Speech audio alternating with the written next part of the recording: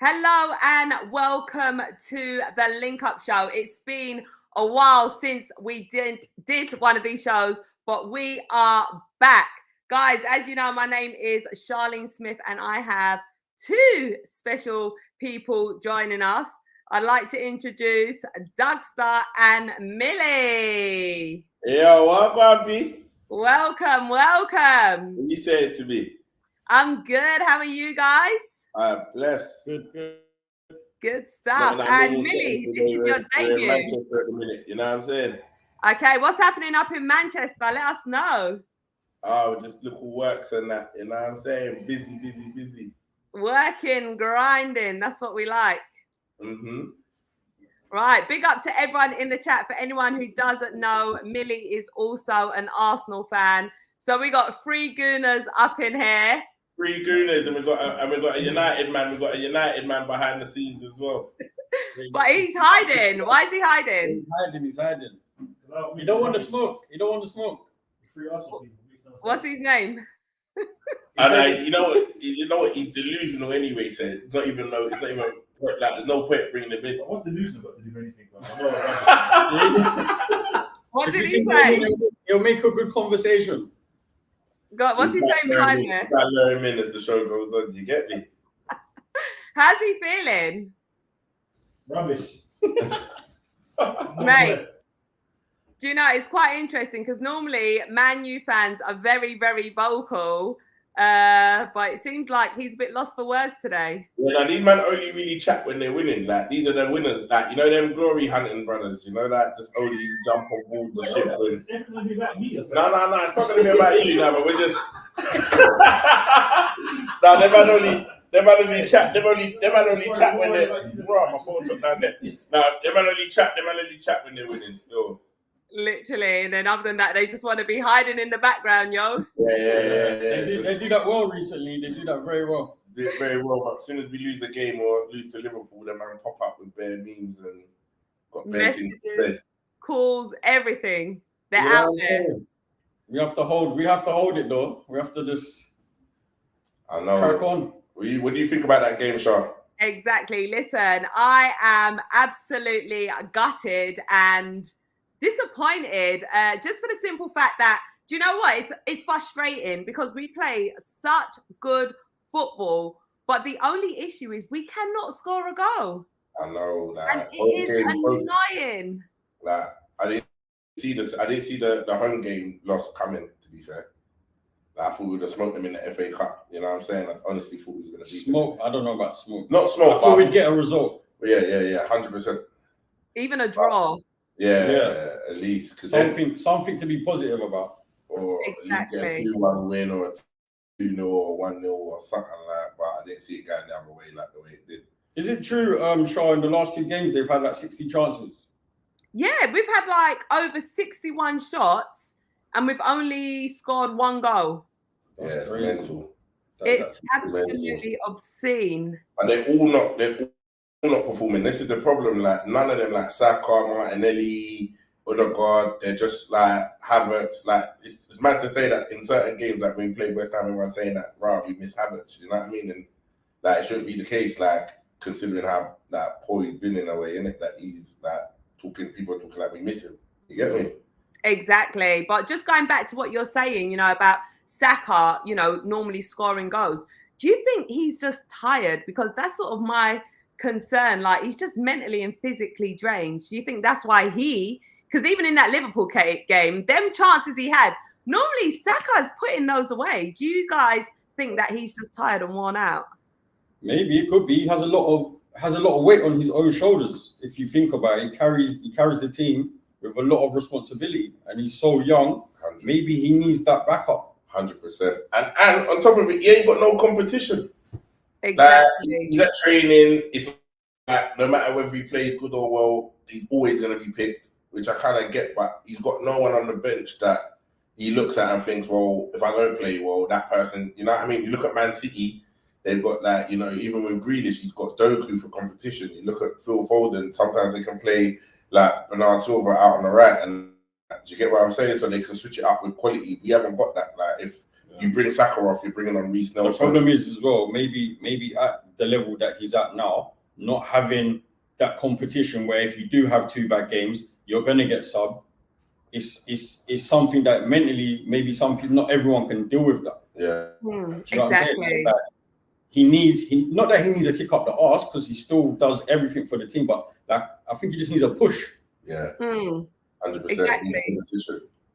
When you sort of look at Reece Nelson and even the way he started in that Liverpool game and he got that chance like literally 2 minutes in the game, do you think Reece, obviously he's not quite at Bukayo Saka's level, do you think he could potentially be the competition for Saka, or do you think we need a new addition? Yeah. I think he could be, but are we going to get the chance to see it? That's the problem. He's going to get a run of games where he's going to be given the chance to prove what he can do with a run of games. I think that's the kind of problem that they face. Because like I said, if you play well, then you get subbed the next game. Mentally, how do you come back for that every week? Yeah. Exactly.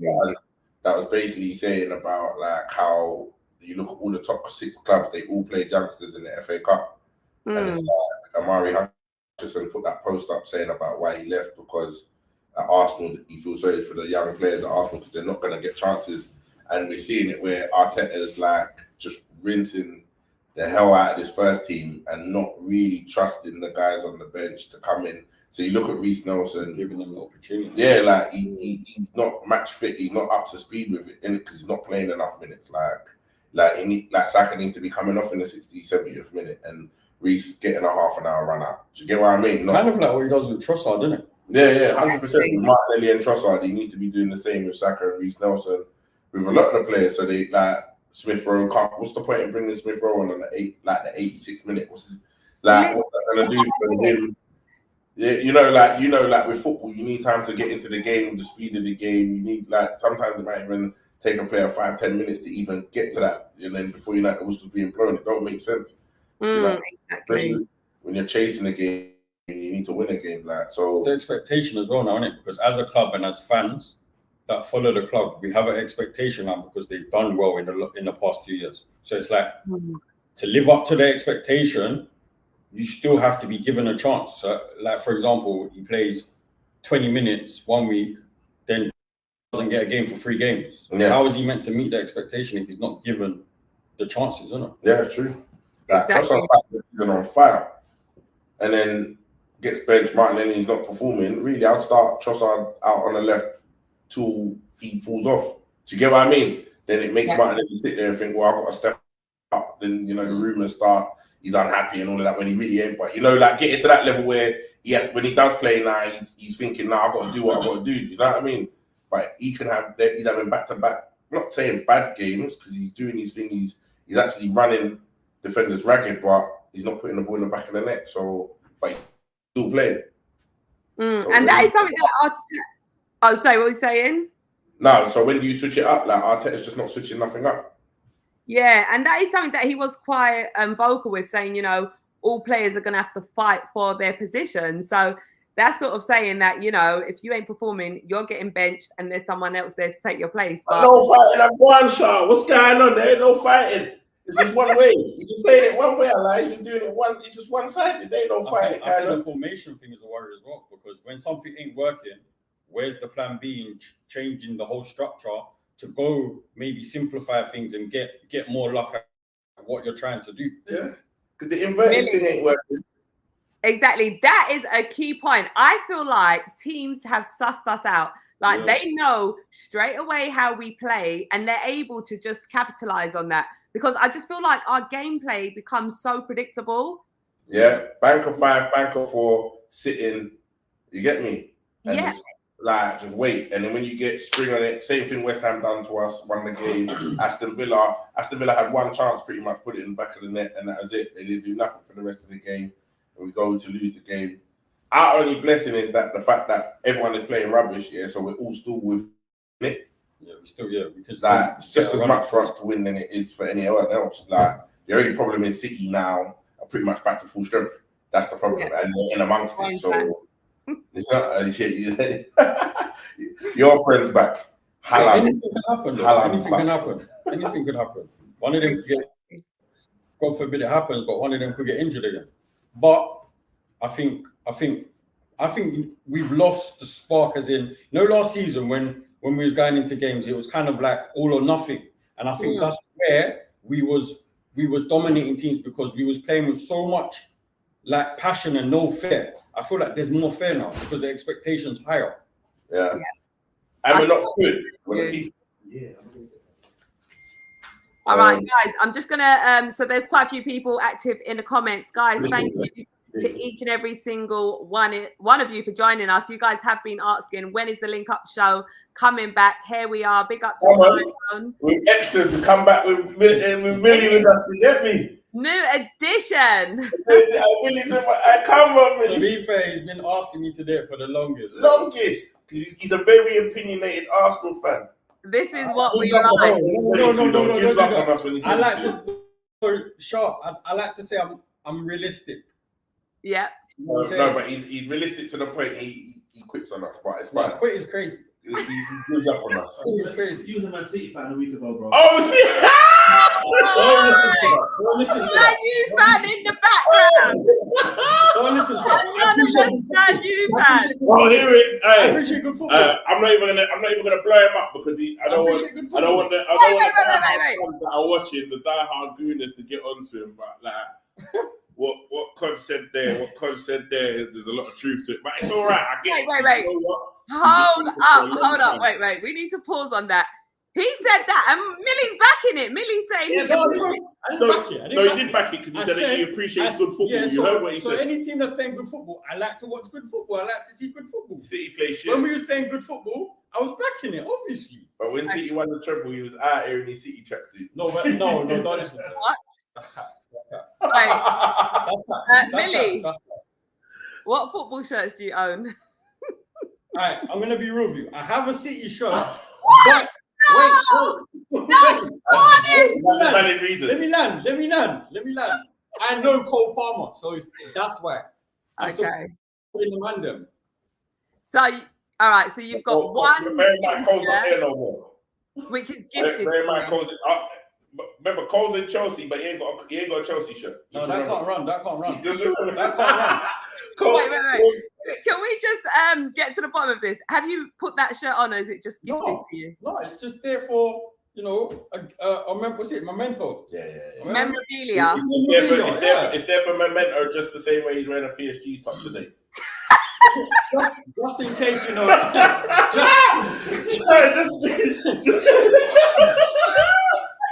Wait, let me see what the comments are saying. The same reason why he support you because he knows Mbappe. Sean, don't listen to this. Please. Eros is saying, Doug, fix him up, bro. Big up Eros. He said to me, I hope you're blessed, my G. Right. No, but he's a diehard gooner. But you know what it is? Sometimes it's stressful being an Arsenal fan, man. It's stressful when you love something too much and they hurt you with too much pain, man. You say things you don't mean. I know. We all go through that heartache where you just can't think rationally. Yeah. We got a Chelsea fan in here. What? I said Palmer. West Ham kick one on. Who's got a West Ham kit? Conrad's he's a United fan. What? The United fan? Yeah, he's got. What is going on That here? don't even make sense though. Yeah, that don't even make sense. It's not even like their kit's nice, or they got a Umbro. Who's wearing an Umbro top? Is it Umbro though? No, wait. How do you guys? Is he wearing the top? Nah. Don't believe him. I played. Hey, what does that mean? Cole Palmer, Saka. Does that mean Cole? He's a Chelsea fan, so he's trying to say Palmer's better than Saka. Yeah. I listen, Cole's fan, we rate him, but I just think Saka's just a little bit further. But he's playing well at Chelsea. So it's like good, like long may that continue, and with first team football he's gonna be up there. But I think Saka's just a bit further ahead in the development. You get me? Yeah, for sure. Saka's the star boy, regardless of the form. Star boy, that. Ashake, big up to you, always supporting, saying that first time I'm seeing Doug's brother on the stream.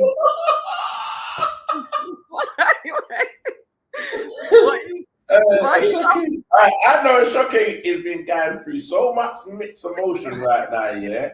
Because 1 week I'll see him cheering, and the next minute I see him sad. Like, bro, his team's putting him through the blender right now, bro. Yes, bro. I know he's hurting. He's a Chelsea fan. It hurts. He's You know why it a hurts? Chelsea fan. But you know why it hurts? Oh, he's a Chelsea fan. Yeah, Oh, Shocking. long day. It's a long day for a Shocking. That's a long day. I remember he went through a solid 6 months not being able to cheer one game, you know? Like, yeah, we was there. Like, I feel like this Arsenal team is a little bit more reliable than the teams of old, like, in the sense that, like, the last season and even this season, like, teams take us a bit more serious. Like, they want to laugh at us now because we've had a little wobble, which, like, if you compare it to last season, it is a wobble. Do you get me? And how well we've been playing. But I don't think we're that banter team anymore. Like, you can really run joke on us. Because when it does get right, and it will, this is the problem. Everyone's laughing and thinking it's funny. No, but it's when false, it does it's click, false banter. Let's be real. It is it's false banter. banter. If we're going to sit here and say that a team that can create 60 chances in 2 games but not score is banter, let's be real. That's not banter. Yeah. Some teams can't even create 5 chances. This is what I'm saying.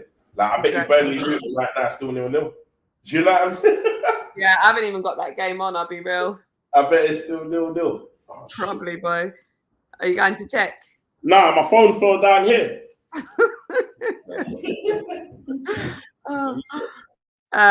Josh is saying, fact, Saka needs some competition. So in relation to what we was 100%. earlier. I don't know why we didn't get Mohamed Kudus when we was linked with him, like, for 40 million. Huh? Who's that? He went West Ham. The winger. Right, if we got him, that would have been definite competition. And because you got even West Ham didn't start him straight away because they were playing Bowen out on the right before they moved Bowen central and then put Kudus out on the right, yeah.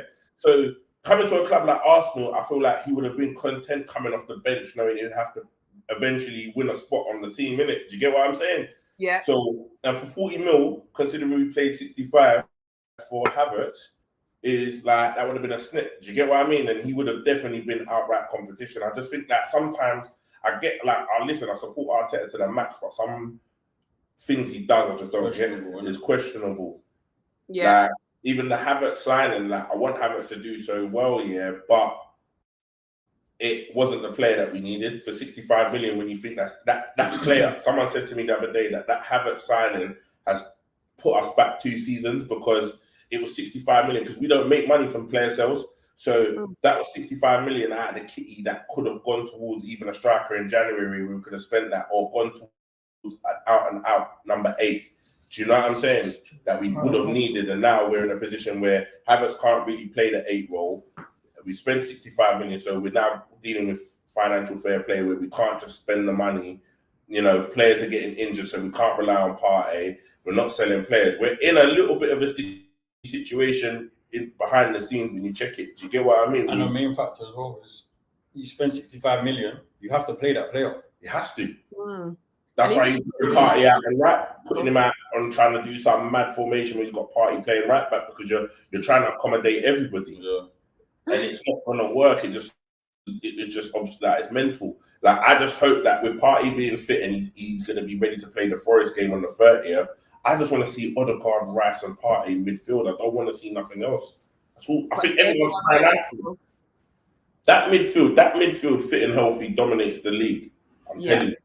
It dominates the league because Declan Rice can play the Xhaka role and then Partey knows how to play the holding role. He knows how to play it, and then you don't have to worry too much about the inverted like right backs and so reliant on them, because I feel like the reason why it's not been working is because they're so reliant on Zinchenko coming in and covering for Havertz because he doesn't understand the role. Yeah. And then it's catching Zinchenko out of position, which is causing overloads where then Gabriel has to come across and then Saliba has to come across, and we have these little issues and problems because defenders are out of position. When Partey's in there and you had Xhaka in there, like Zinchenko could get away with it to a certain extent. Do you get what I mean? Do you think that's why now that we're playing Havertz as well in that formation, do you think that's why Odegaard's numbers have dropped?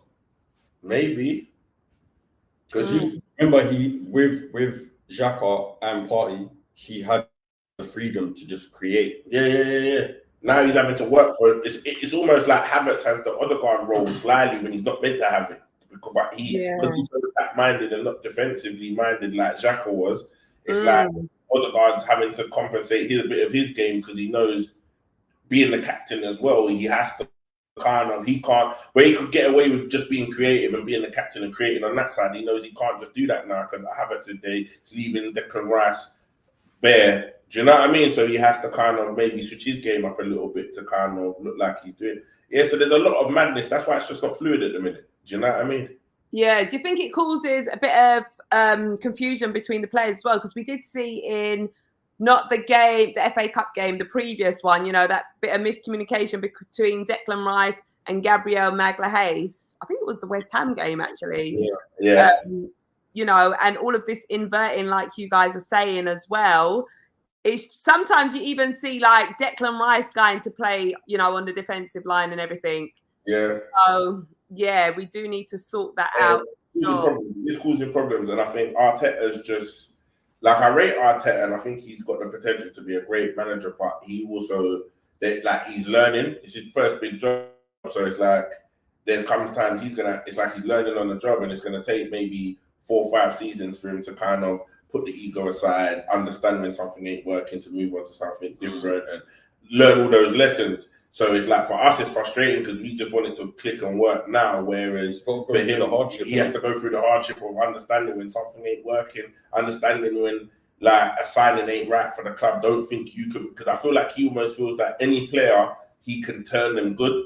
And sometimes you got to understand, sometimes why not just buy a player that's in form? Do you get what I mean? Char, I used to say to Doug all the time, yeah, I never understood why managers that come into clubs like Arsenal's, your Chelsea's, and these clubs, yeah, Man United to a certain degree, why they don't buy players that are proven and have like got 2-3 years experience in the Premier League. Because me personally, I think it's always the quickest way to progress, because you know what these players do. You watch it week in, week out, instead of going abroad and risking 60, 70, 80. I'm going to give you a great example. Anthony, like, they spent big money on a player that, let's be honest, is not producing whatsoever. Then you've got players like, who's the guy that went to Newcastle from Everton? Gordon. Oh, yeah, Gordon. Like, someone of his caliber, look what he's doing week in, week out in Newcastle, and he don't cost nowhere near the same money. Yeah. Exactly. And that's what I say as well. You know, like, now we're looking for a striker. I'm like, ideally, we need the striker now to come in, hit the ground running, who understands the Premier League, the pace of it, the intensity, and they can just get on with it straight away. So yeah, I totally agree with what you're saying, Millie. Yeah. So you either go for Dominic Solanke or you go for Ivan Toney. But do you feel? Let me ask you, as Arsenal supporters, it's like, let's just say, for example, we go for Solanke, there's going to be people that agree with it, there's going to be people that don't. But don't you think that it ends up being, but he isn't good enough, or he wasn't good enough, or like, do you get what I'm saying? Like, it's still a risk, because we know he has quality, we know he's playing well this season, but is he what Arsenal need to push right now? Let's be honest. No. Ideally,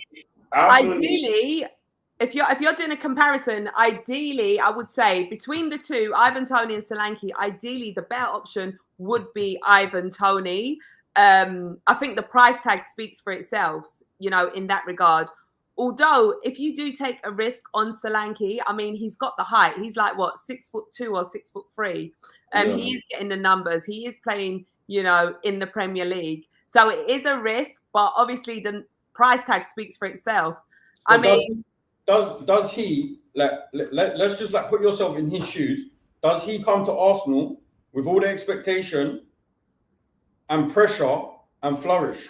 Dude, Dominic Solanke. Like, I'm just like comparing the two. Like, Solanke and Toney, like, I just think Toney has done it at Brentford. We've seen him do it at Brentford, Like, no disrespect to Brentford, but they're not up here, right? No. But we've seen him Championship score goals, then coming to the Premier League score goals. Like, he's built to do what we're asking Yeah. I feel like He's physical. Yeah. He has all the attributes that right now you can't find one Arsenal player that has them attributes. No. I feel like the media's priced us out of that deal though, because early December it was 5 million loan with 50 million up front in January. Then the media's got involved and it's gone to like 60 million, 80 million. Now all of a sudden he's this £100 million striker, like, which is just crazy. Which, like, I know you were saying the price speaks for itself, but I don't think Ivan Toney is worth that money. I would say 50 million at a push, and he's not been playing. So that's even crazy to say that you're going to spend 100 million on a player that's just been on a 8-month ban, 6-month ban. And you notice it's like always when Arsenal are in for a player, the price goes up. Like, because it's like, I don't know, it's like they always want to force us to pay high prices for these players. Do you get what I'm saying? Like, I don't get it. But for me, like, I don't know, man. Like, you know, just to touch on what you said earlier as well about proven players, when you look at the Liverpool team that they put together, when it was Mane, they went and got Mane from Southampton. They went and got Van Dijk from Southampton. Like, you know what I'm saying? They went and got Ronaldo from Newcastle. You know what I'm saying? Yeah, they took played in the league. They all played in the league. Salah obviously was in Rome, was at Roma when they went and got him, but he already knew what the Premiership was about, being at Chelsea. You know what I mean? Like, they went and got these players that were proven, have been playing in the league. Then you've got the young players like Robertson and Trent that were coming through the youth system that were talented. And you put that team together and they were all proven players. They know what it took. So once that team gelled, look what they did. They were just unstoppable for a moment. Like, you just knew Liverpool was going to give us 5 and 6. Do you get what I mean? So, like, touch on what you're saying. Sometimes you might have to go and get like a Jared Bowen or go and get these players that know what the league's about and they're the best in their team. Do you get what I'm saying? Like we've done with Declan and done with, like, you know what I mean? But then we go and spend 65 million on Havertz. That was maybe the best in Chelsea, but Chelsea were crap. So it's like, it's just money wasted, isn't it? Do you get me? Yeah, literally. And Timo Werner, I can't even pronounce his name, has now gone to Tottenham. Yeah. But I see something that the manager made a comment and said that at Tottenham their stadium, because they got such a big pitch, he's saying after 60 minutes with balls in space, he's just going to run teams ragged. He has a vision. You never know. Yeah. But that's the thing. When you see RP Leipzig, when he was scoring goals there, that's the thing. Like, German football, they play high lines. It's fast. It's like running in behind. It's a lot of that. Do you know what I mean? And he thrives on that. Do you get what I'm saying? So we'll see. It's a risky one, but then you think, if that deal was so easy to do and we need a striker, why didn't we just like grab him then? Do you know what I mean? Let's be honest.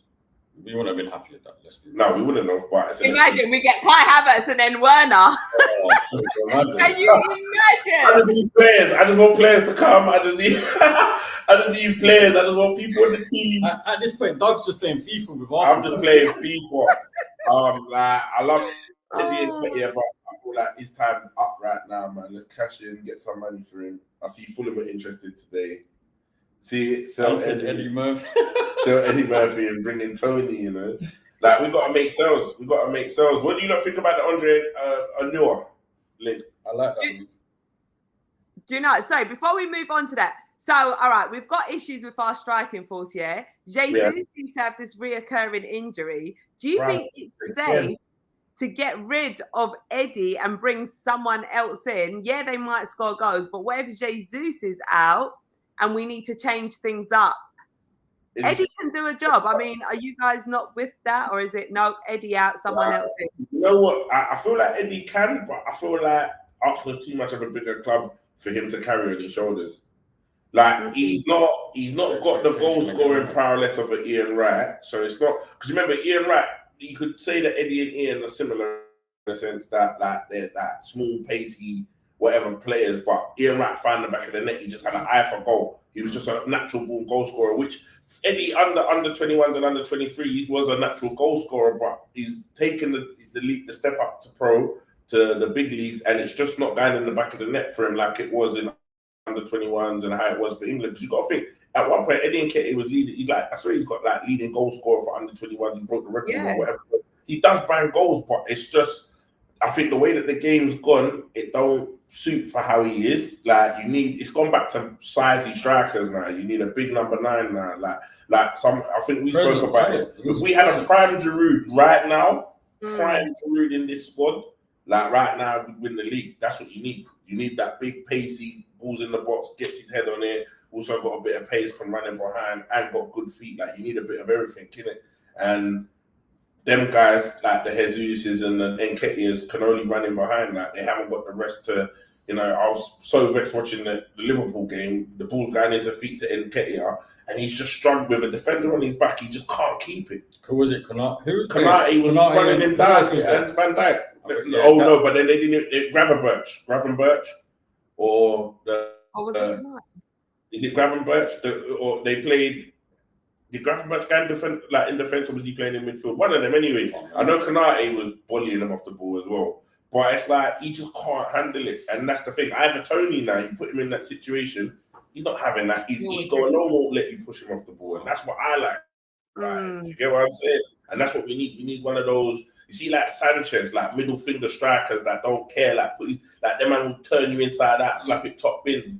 Even the Aubameyang, he was a cheeky, cocky striker. That's what scored goals. Being nice ain't gonna get you put the ball in the back of the net. We've always had a madman striker, and I feel like right now Arsenal's lacking that guy that he walks on the pitch like a Henry, like a Aubameyang, like a Van Persie, like he walks on Sanchez, and they just know that you can put Sanchez 3-1 on your betting slip and it's probably gonna come in or something because he's likely to score first, isn't it? Do you get me? Yeah. Do you know what it is as well? I think we're missing that. I said this to Doug the other day, Char. We're missing a striker that basically when opposition look at him and say, look, this is going to be a long day. Every ball that comes, it's going to be a fight. Yeah. It's going to be a battle. Right now, we don't have that. No. Exactly. Or have it easy. Yeah, they literally have small strikers that they can manhandle and bully. Yeah. Literally. The wing backs are going to get run ragged by Martinelli and Saka, but the centre backs have nothing to worry about. Balls in the box. They ain't got no one tussling with them where they could make a mistake, it bounce in the box or header it wrong or whatever. They just got like Nketiah, and which their ball movement off the ball is kind of sick, and they do get chances but they miss a lot of headers. But it's just not what we need. Exactly, and I think from the shots that we are taking, it just kind of says it all. Just missing that end product. Man. And the misses have been shocking, man. It's the world class now. We're getting to that point where we are lacking that world class striker. Literally, and that is what we need now to just push on to the next level. But I say, break the bank, go and get Osimhen. That's me. I've said this every week when we do this. I say, go and get Victor Osimhen. He is that Mr. Egotistical striker. With a bit more about him, do you get what I mean? He can score many different types of goals, score with his head, got good feet, can take players on, he's strong. I think Ivan Toney, he was to come to us, he still needs to go up a level to be that guy at Arsenal. Yeah. He can still come and be himself and do what he does, but to be the guy at Arsenal, he needs to find another gear to go up to a wall, and I don't know if he has that. He maybe has that and he could score 12, 13 goals a season, but a club like Arsenal, you need a 20-goal plus striker. You look at Van Persie, 20-goal plus. You look at Sanchez, 20-goal plus. You look at Henry, 20-goal plus. Van Persie, you look at all them kind of ballers they were scoring. Even Aubameyang was getting golden boot one time with Song. Exactly. That's the kind of striker you need. That's getting the 2 goals a game and maybe the odd hat trick or definitely on the score sheet each week. Do you know what I mean? Yeah. I'll be honest. I think he has all the attributes, but I think one thing that you're kind of forgetting is like what Char's saying. If you keep someone like Eddie Nketiah around, to have someone like Ivan Toney that gets the ball and holds the ball, someone like him might flourish now because he has the opportunity to make them small 5-7 yard dashes into space because he has someone that holds the ball and puts it forward.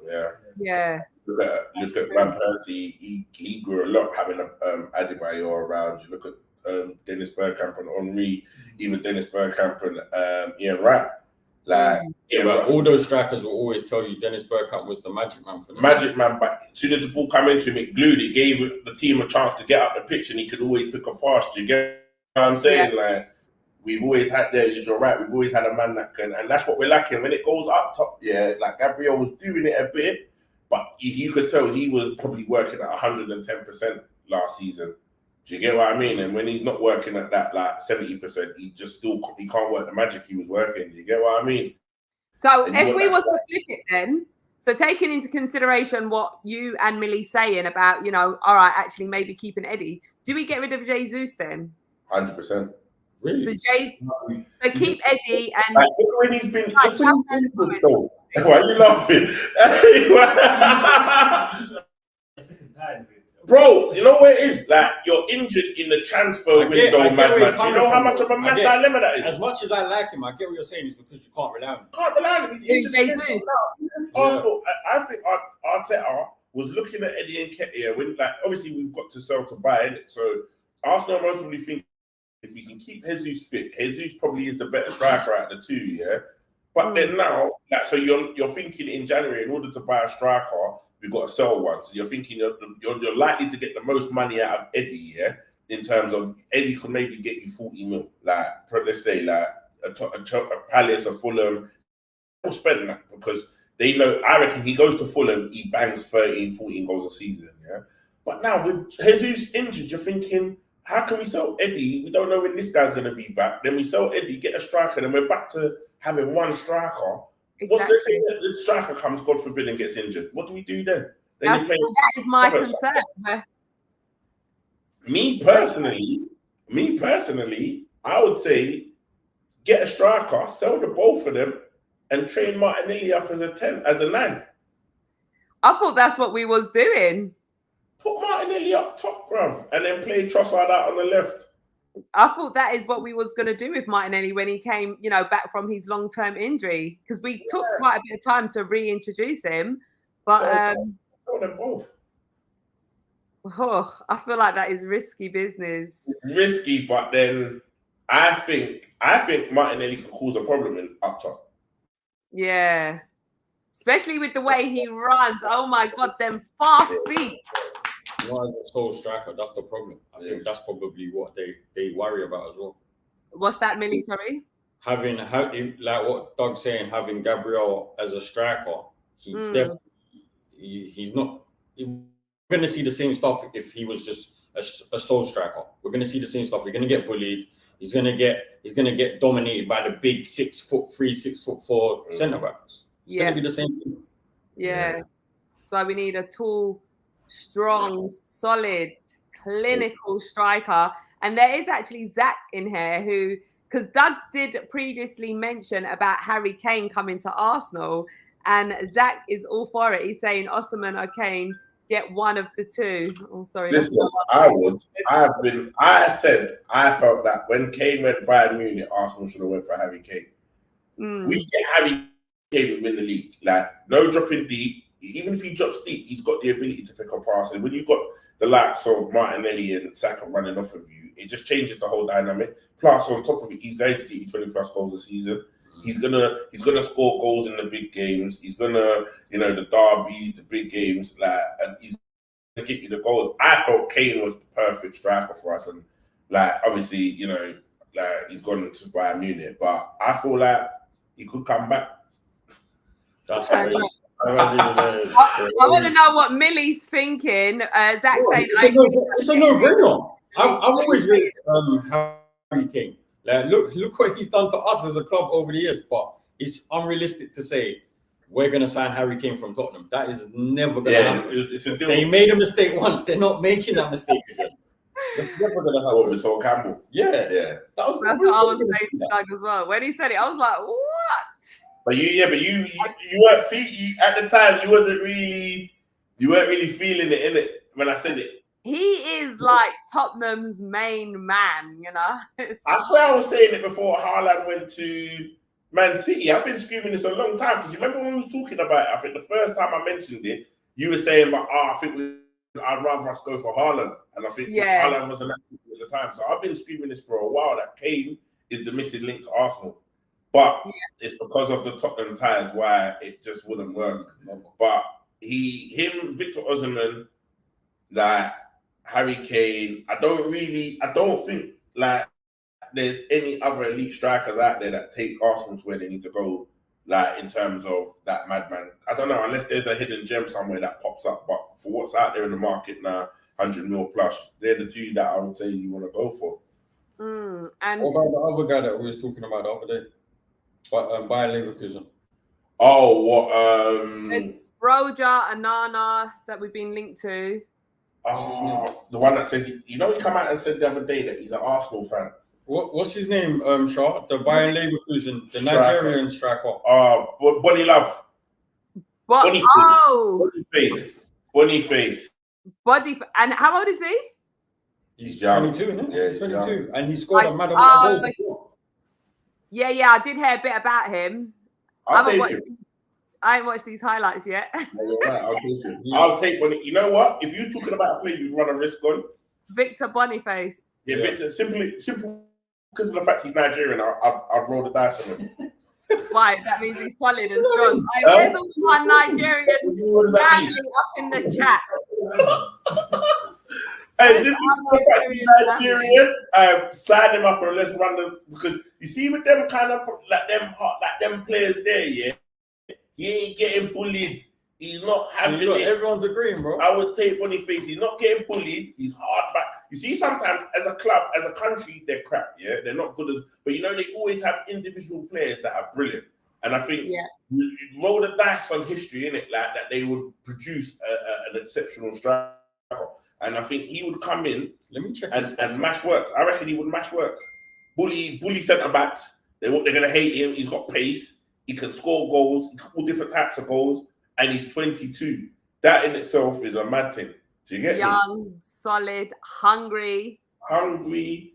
Yeah, so is that Bayer Leverkusen? I'm gonna check his stats, but I'm pretty sure he started that good run from last season, like the back end of last season. But it seems that this season now, especially like Bayer Leverkusen are playing well as a club and as a team, he's like just excelling, scoring goals for fun.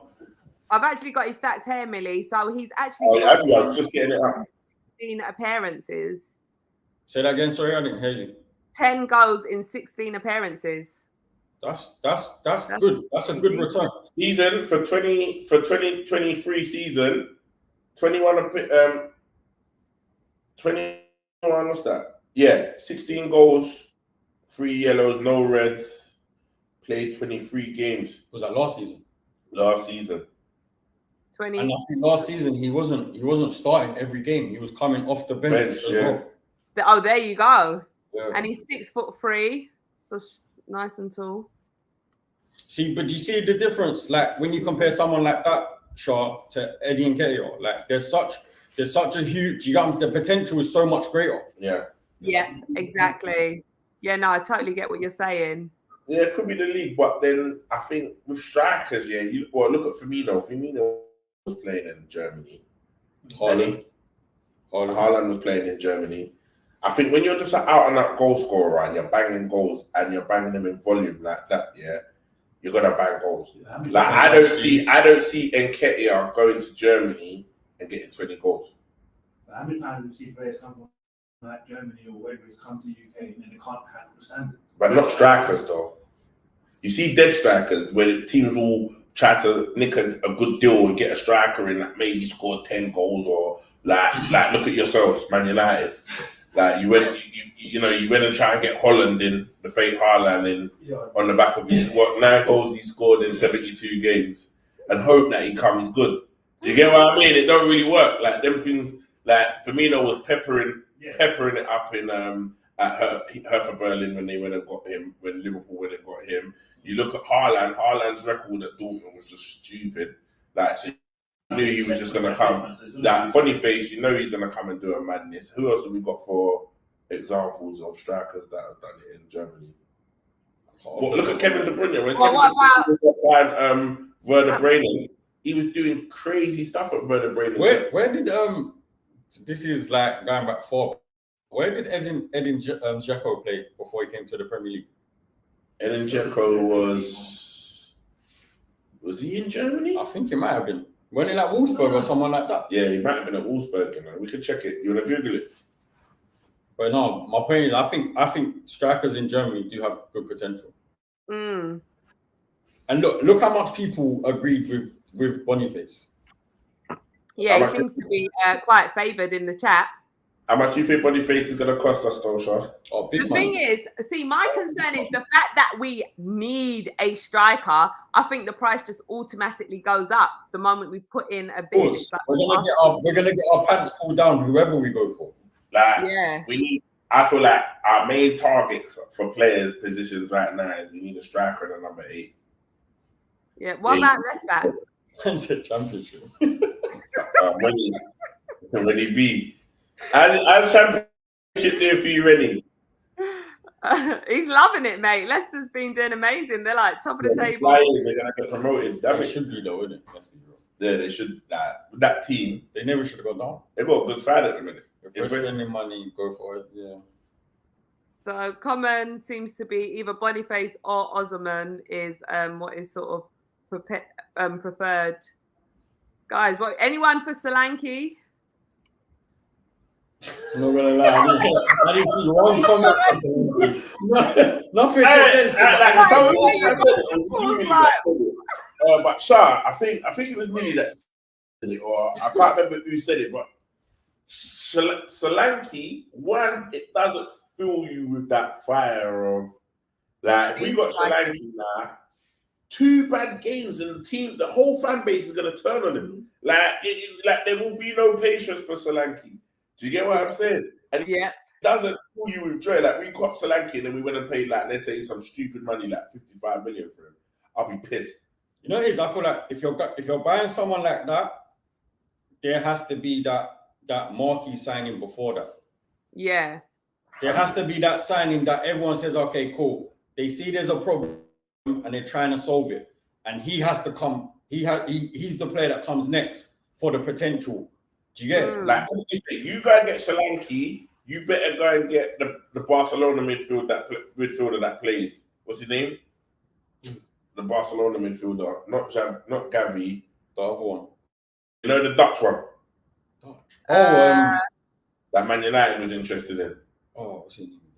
You know, I know you know. That's what you're about to. From Ajax. From Ajax. Who is he? What's his name again? Then you know was linked with him for about 4 years.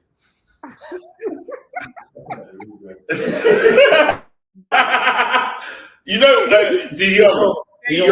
Like, put it this way, if you're gonna go and get a Solanke, I'm saying his name wrong, Sri Lanka. But if you're gonna go and get a Sri Lanka, Solanke, yeah. Hey, Char, can I ask you a question? Yeah. Have you noticed that he mispronounces everything? I know. Listen, he was calling a Milton Emily. He was calling El Neni El Nani. He literally had a remix for everyone's name. I was actually surprised he actually got my name right.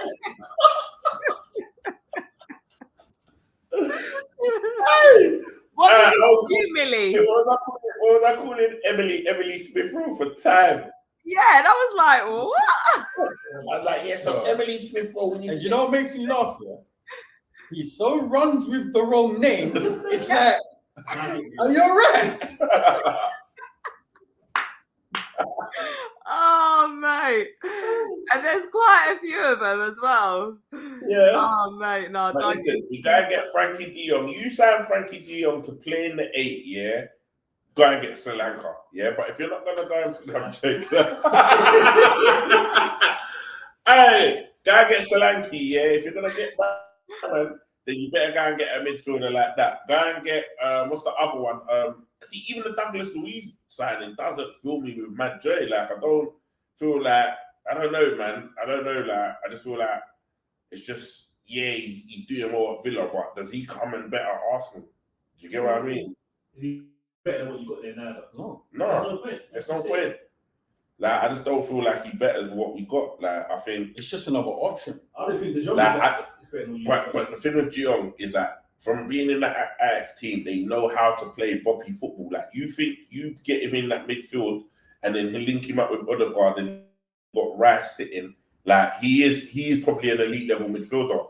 Like if you was to, like, we wouldn't say world class because world class gets thrown out there a lot, but I would say De Jong is probably elite level. Was it Anthony doing elite things at Ajax as well? No, he wasn't. Was doing things at Ajax? Charlie? Did we ever see Anthony do anything elite at Ajax? I'm just saying it was, No. No, but he's gone Barca still doing it. We didn't see him doing that. Right? Charles is laughing at your thing like. Hey, what happened to Martial? Martial's a good player, Actually, I like him. Don't get a chance.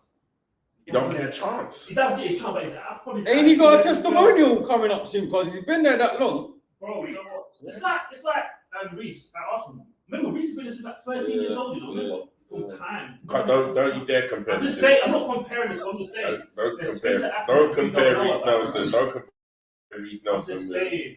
Listen, Reece is a good football game. I'm not saying that's wrong. I'm just saying, Genius. He's better. And Doug would take CR7 at Arsenal. Listen, yeah, I would have put Ronaldo at Arsenal. You would? I would have. See, my concern is, like, it's Ronaldo. I mean, would there be a bit of disruption between, like, him and Arteta? Because Ronaldo, like, he's a very strong-minded character. Very. Can you imagine him and Arteta? I can't envision it. In the perfect world of understanding that Ronaldo is not going to press, that's the only thing. in the perfect understanding that Ronaldo is not going to press. So it's like, did you see the interview Henry did with Messi the other day? Talking about Messi the other day, where he was basically saying that playing with someone like Messi, he knew him being in the squad, he had to run for Messi. So the players wasn't looking at Messi to run. They knew they had to run for him, innit? Yeah. So basically, is 10 men or 9 men running for one guy? Do you get what I'm saying? Like, if you take that kind of like thought process and you adapt that to the Ronaldo situation, I think where my guy Ten Hag messed up is that he didn't treat Ronaldo on the high level of a player that he is, and they wanted him to do what all the rest of the other players are doing. And if you bring Ronaldo into your team, you can't expect him to run channels. You can't expect him to run into corners. He's a goal machine. And then so Arsenal, the way they play, where they box teams in and you just let Ronaldo sit on the last man and do what he does and read the game how he reads it, he always pops up and scores goals. He knows how to score goals. He will never, ever forget how to score goals. So with that being said, the rest of the team have to run for him. I think it would have been perfect, to be fair, because he's not weak on the ball. He can win a free kick. Like, he can, he scores penalties all the time. Like, I just think he would have been a deal. Yeah, put it this way, with them 60 chances in the last 2 games, we don't lose them games with someone like him. Yeah, he's not missing. He's converting at least 70% of 60 chances. What's that? 60% of 60 chances is nearly 40 goals. Well, I don't know if that maths are mathing, but I'm not gonna lie, I'm sitting there thinking. Wait.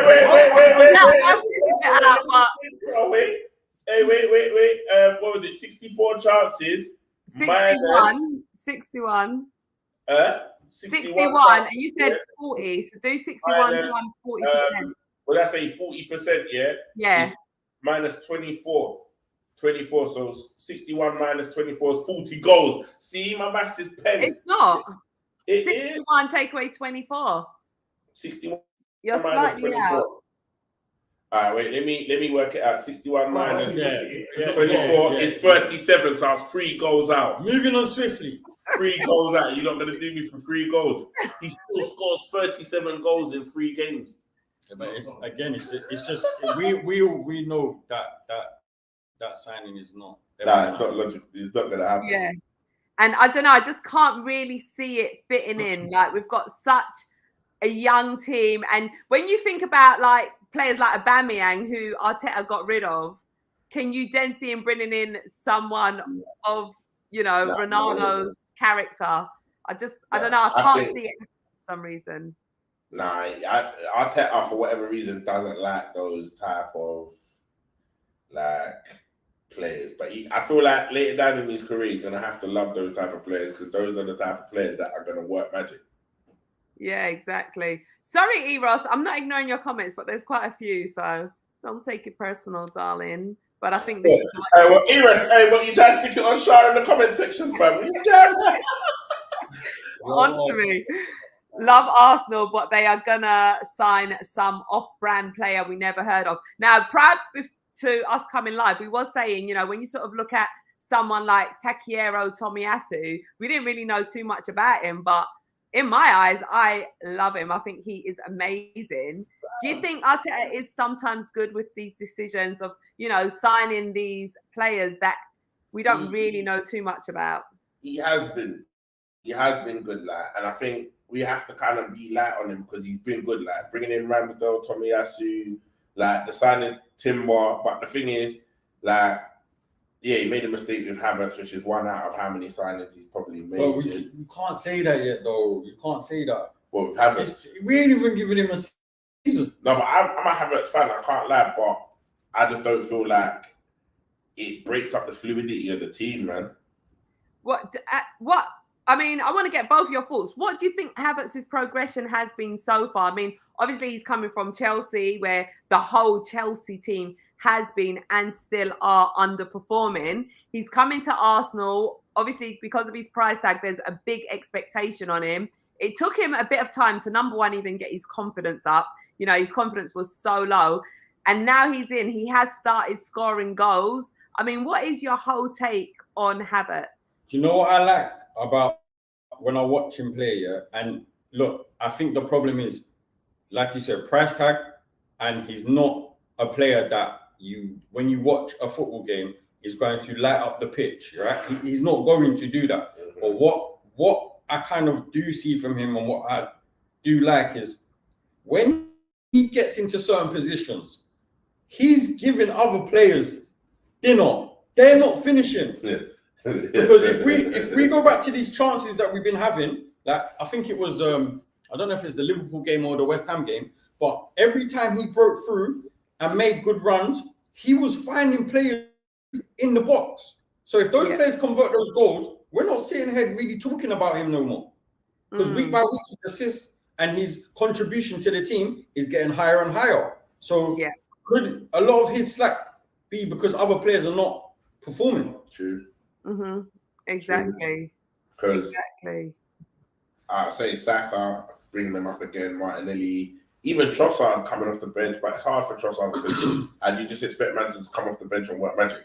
Do you get me? Every time, like when he plays well, he gets benched. So, but even Odegaard, they're just not stepping up. So, you know, like there is a lot of like we're relying on Havertz to kind of do all of this stuff, and it shouldn't be that. It should be like collectively everyone putting in the effort. Do you get me? And even, you know, sort of going back to what Millie said as well. I mean, in the game that he missed, you know, it felt like we missed him. It was like, okay, we kind of do. I have it right now. That just shows you alone, Char, that he is bringing something positive to the team. But like because there's other areas that are slacking, he's getting a little bit more slack than he should be getting. Yeah, exactly. And I guess it's just easier to just sort of pinpoint him and just sort of put the blame on him. Of course. But look, Arteta didn't sign him off the back of, oh, we need to spend money, let's just go and buy it. He's obviously seen something that he believes he brings to this team. Right? Yeah, exactly.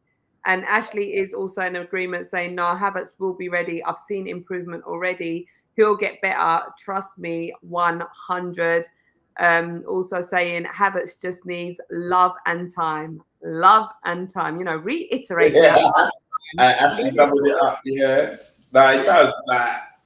You know what? I just think we need everyone fit, man. We need everyone fit, everyone in the training sessions. We need Partey there, training with Rice learning off of Partey, because like there's little things Rice is doing now where Partey, I was seeing some comparison clips like in similar situations where Rice will play it back to Gabriel or play it back to Saliba and play it safe, where Partey will turn and break lines and run at the midfield. Do you get what I mean? And I think we just need the players back so everyone can learn off everyone, get confidence, get that team structure back together, and then I reckon we'll be all right. So I think Timber now training, like looking like he's strapped up his boots in Dubai, and Partey coming back might be a blessing for some of the other players that are lacking in confidence. You know what I mean?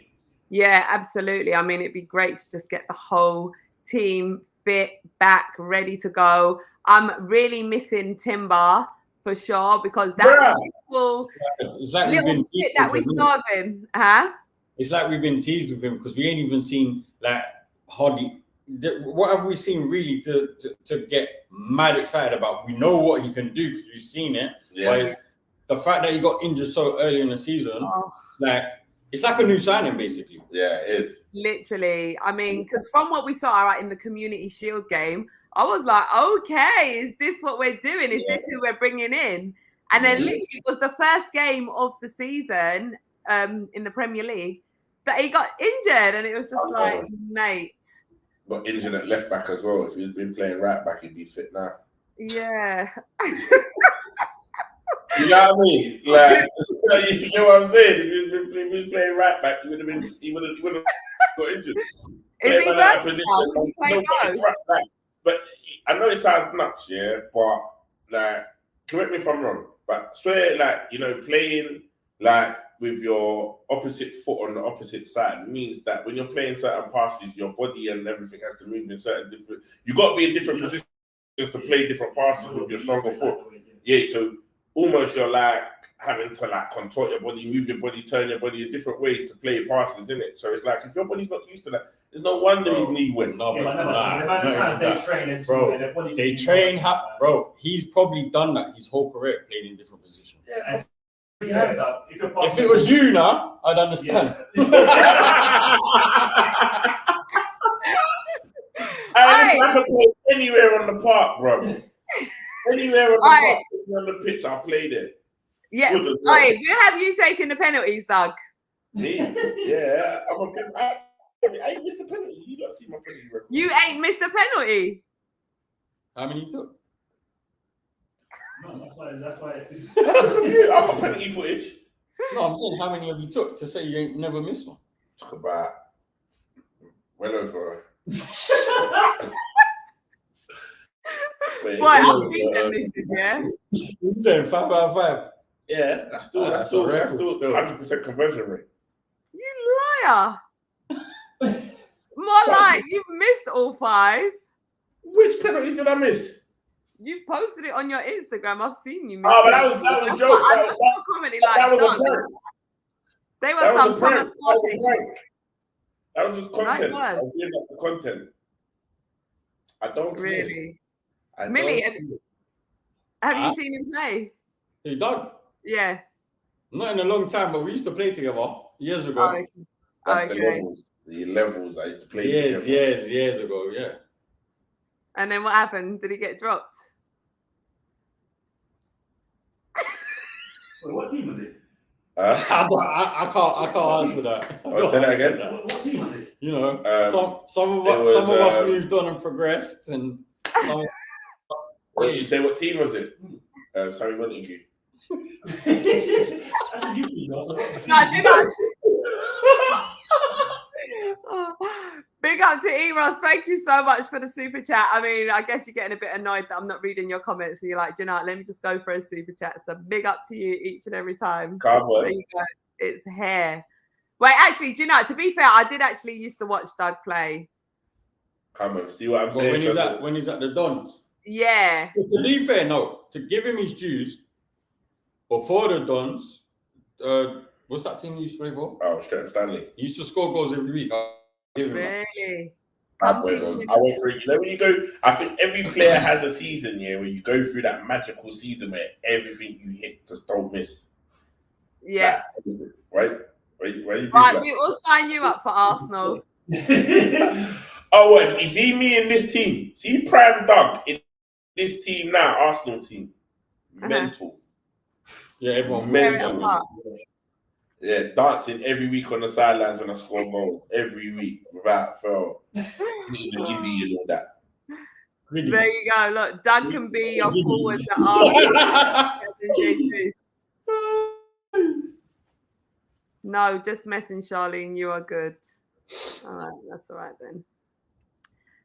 Arsenio Wonga is saying, Wagwan, Charlene, long time no see. I've been ill and fully recovered, so I'll be about. sorry to hear that you was ill. What was wrong with you? I'm glad that you are now fully recovered. Sending lots of love to you. That's a mad name, isn't it? Arsena Wonga. Arsena. I don't know if that's like a slight dig or that's what I was wondering. Yeah. Like, deep down, he can be a Tottenham fan. You never know. Well, Zach is saying that Doug would be greater than Eddie. For Eddie Murphy, basically. Oh, so what, comedy? No. Put me in front of Eddie Nketiah. Yeah, cool. That's my guy. That's what I'm talking about. There you go. We should get you out on the pitch, Doug, so we can see. For real. I scored 2 the other day. What? What was that?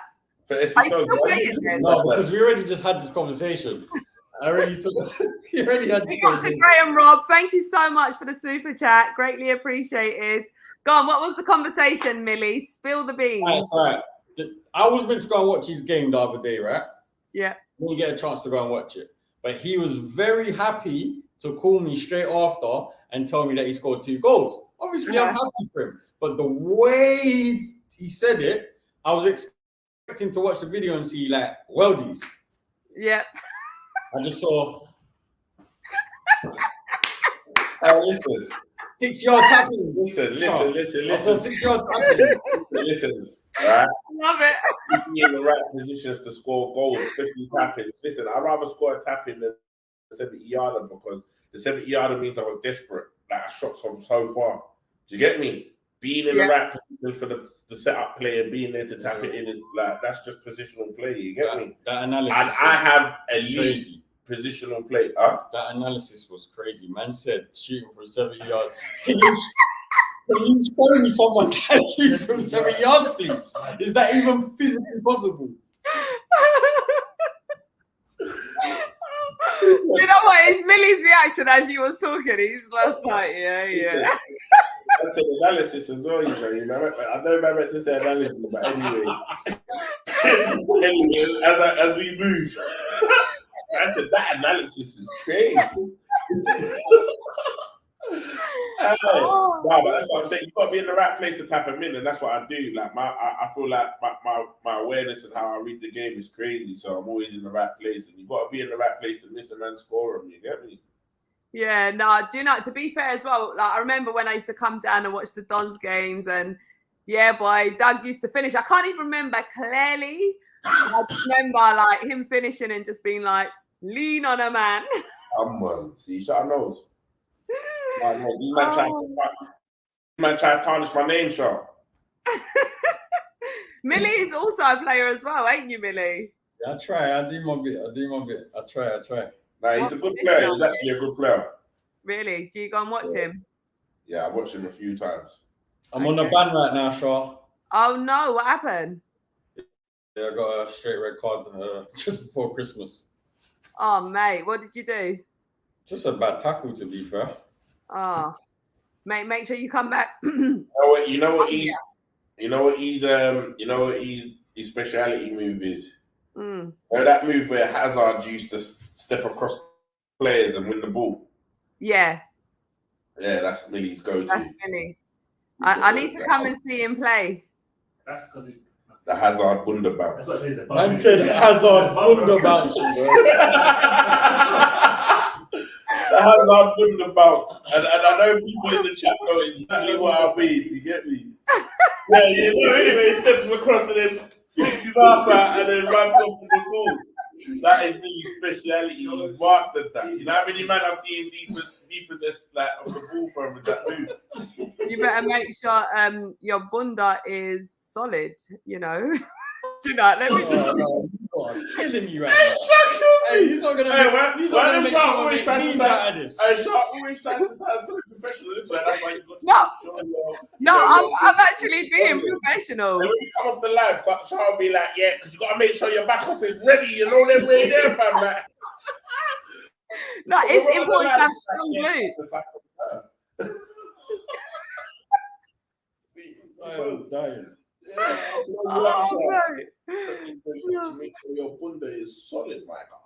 You know, while we are actually on that conversation, I have actually got my 28-day challenge, which is now out on this YouTube channel. So make sure you guys are following. It's for everyone. You could do the workouts at home or in the gym, and we are working every single body part, including that bunda. So get involved. Come on. I see you been going hard with the running and that as well, Char, man. I know. So I've got the marathon coming up in 100 days. And today I went for what's that? What's that? The London Marathon? Yeah, the London Marathon. That's what I'm training for. I'm going to be running in 100 days. So today the full marathon as well, isn't it? Full marathon. I done the half, which I was very happy with. And now I'm doing the full. Mm-hmm. Sick, man. Today I ran 25k in just under 3 hours. That's meant. So 25 kilometers. Yeah, that's yeah. Crazy. I'll be there with you in spirit on the day when you're running that marathon. Or I'm about to be at the finishing line to cheer you on when you get past the finishing line. Yes, be there, both of you. Mm-hmm. How do you find the running, Char? Because I've been trying to do my own little jogging to get a little bit fitter, but I struggle with the concrete, running on concrete. Yeah. Struggle. So a few tips, your knees. So you need to strengthen. Do you go to the gym? Nah, not anymore. Ain't been gym. Lazy now, man. All right, so I'm going to give you some advice. I will say get in the gym and do your strength and conditioning. Strengthen your surrounding muscles, so the muscles that are surrounding your knees. Well, we always go for a full body approach, strengthening all your muscle groups. But predominantly for the knees, you want to strengthen your surrounding muscles. And like I was saying, it is important to have strong glutes, strong core. Yeah. And also it's important, what trainers you're wearing on your feet as well. So get yourself a proper pair of running trainers. You look like quite a classy type of guy that, likes, your appearance. So you may not be too keen. Yeah.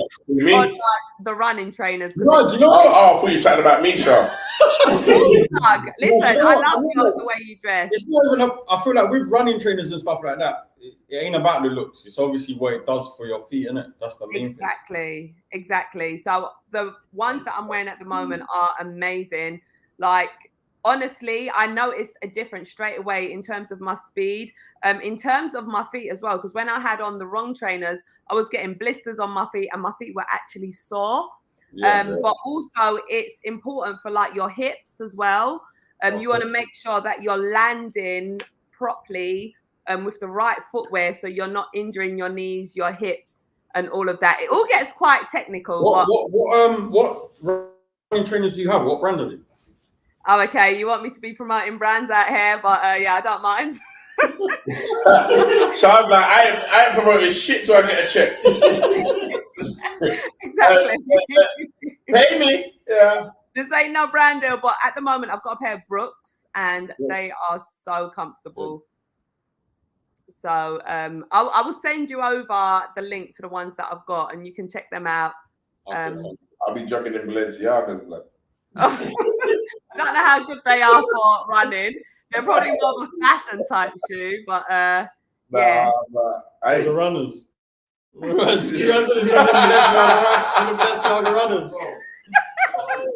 Oh God, yeah. I can't. Yeah, no.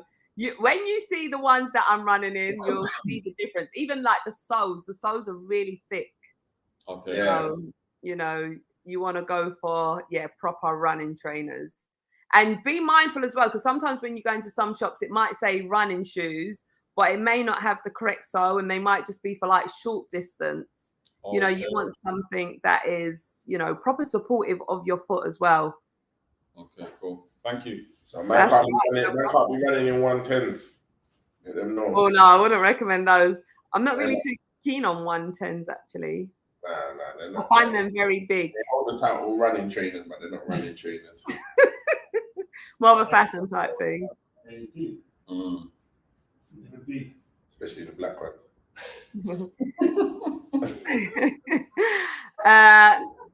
Arsenio has come back and he said, Charlene, I had blood problems and my name is a play on my favorite manager. the legend himself, Mr. Arsene Wenger, up the Gunners. Oh, up you. So he's just playing about with the username. And yeah. Sorry to hear you had blood problems. Oh my gosh, that does sound quite serious. But yeah, we're obviously happy that you are feeling better and you're back to good health. So yeah, just strong. Hope you're well, man. Hope you're well, Arsenio. Yes, Arsenio. I think so. Oh, Rennie B saying, oh yeah, it's his birthday next week, Saturday. I did promise you that I'd sing you happy birthday, didn't I? So yes, that will be next week that I'll be singing to you.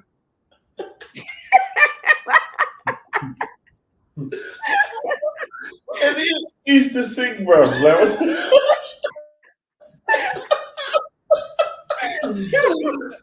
Char kills me. I did say I'll be singing to you next week, so I will be.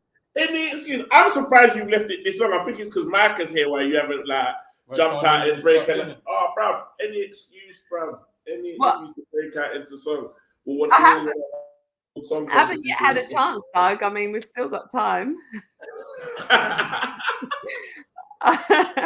Doug loves my singing voice, by the way, Millie. He just loves to hear me hit them high notes. Yeah, he's recently been doing that. I like Hodge. He keeps singing. Every minute he's singing. But why?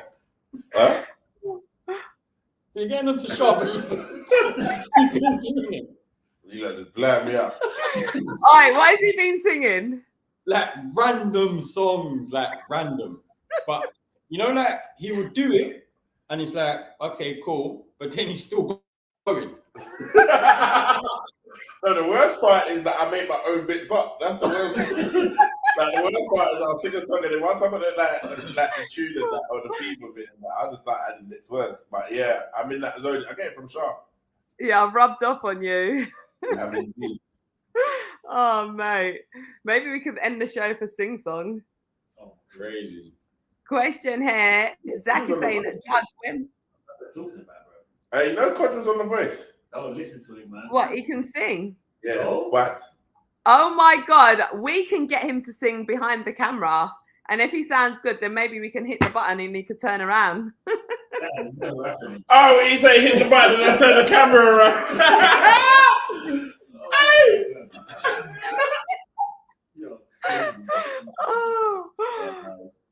Oh, mate. I'll have a song ready for him as well. It's not happening. Why not? You sound like you got the singing voice. Oh, definitely don't. He's one of them deep singers. He say exact same when man getting in the ring again.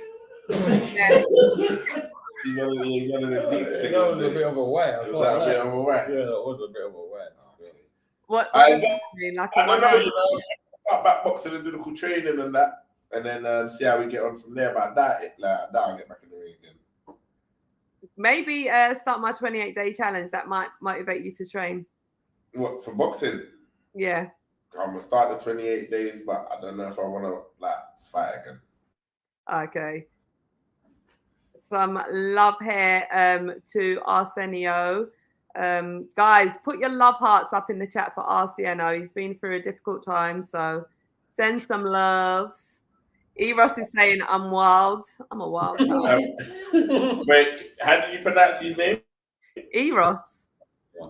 No, Arsenio. No, you said it different about 3 times still. Wait, that is rich coming from you. You heard how she said Arsenio's name? Arsenio. You heard it, innit? Yeah, so it was because I feel like his name's Arsenio, but then you was like Arsenio. Oh. Arsenio. It sounded mad, didn't it? I know I'm not going crazy, but I'll let you go. I'll let you slash off. Do you think he wants to come live to tell us how it's pronounced? Wait, what is this? It's big, it's bush, Mr. Shabberman. What? Hey, what about Graham? Where you been hiding? Hey, Graham came back with the wildest comment. What is that? What does that mean? Big is bush, it's the Shabberman.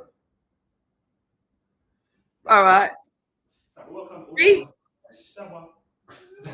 Oh, is the lyrics coming out? Yeah, did you hear him? Yep. He's warming up.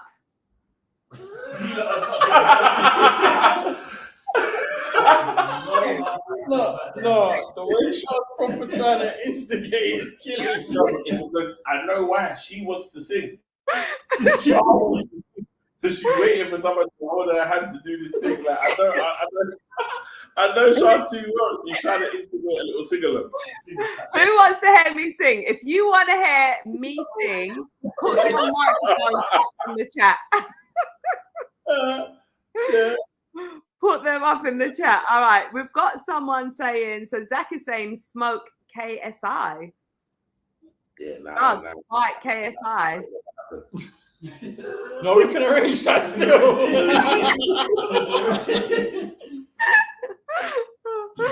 And then he's saying, fight these influencers and smoke them. Yeah, they'll get smoked, man. Well, Yeah, come on, Doug, get back in the ring. Influencer is getting smoked. Come lean on Amanda. Trust me. And that we want to see. Yeah, By the way, yeah, while my Jamaican accent has come out, it's actually Dexter Daps' birthday today. So a big happy birthday to Dexter. I was thinking that was Wait, random. No, it's not even random because it's another reason. It's a singer. You talk about singing. Yeah. You see what you're doing, Sean? We're on to you. Yeah, well, when does Dexter Daps sing? You want a Dexter Daps song? Yeah, go ahead. Look, here's the microphone here. The people them's asking for it. Here we go. Charlene's love affair with Dexter Daps. Oh, see, Eros knows something I don't know still. Well, if you go on my Instagram, you'll see that he sang to me and I did post happy birthday, Dexter. So when I was in Jamaica, I saw him live. I'll go back, I'll look at it. I don't normally post swearing on my Instagram. The lyrics are quite explicit, but it's Dexter Daps, so I'll just let him off. Just this one time. Sing a line for me. All right.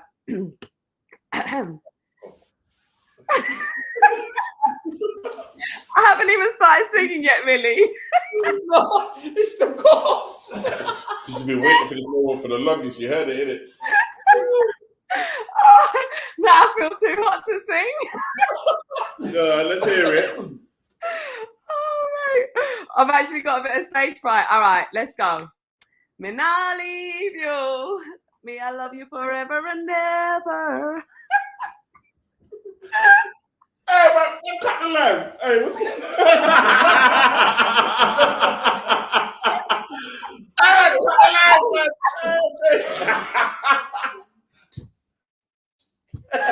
Oh my God, can you guys see my cheeks are hot?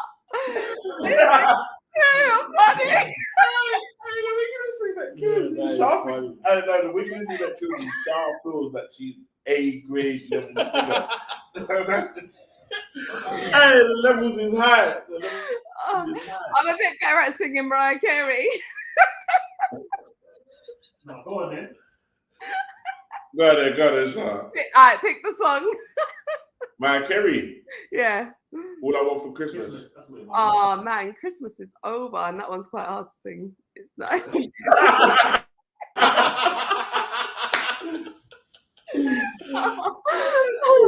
What chap can't say?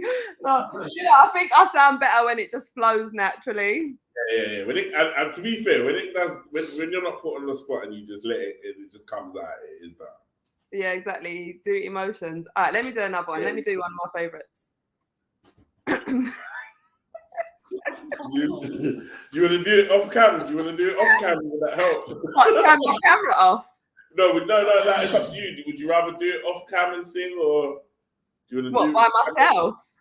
Huh? By myself? No, I mean, like, do you like want to come out the frame, like, so we can't see you and then you sing? Would that make you feel more right, I comfortable? got this. Doug fight Tyson Fury. Bruh, man didn't even say Tommy. Bruh. I went straight to Tyson, you know? I was struggling to get punch ups. I'm just ever putting laughing emojis in his comment section when Chelsea lose, bruv. Like, Look, everyone is getting their birthday request in. Sing more, Charlene. I think they actually love my voice. Yeah, they do. Sing more. Charlene, you didn't sing me happy birthday. It was my birthday on Wednesday. Should I just sing happy birthday to everyone? Yeah, go on then. Sing happy birthday. Has Millie got a beat going on for me? Millie, bro, don't think you're about us. Look, they want a sing along with Charlene, Millie, and Doug. Millie, bro, don't think you want to sing. You know I don't sing along. No chance. I bet Millie's got the voice as well. No, nah. I'm not the talented brother.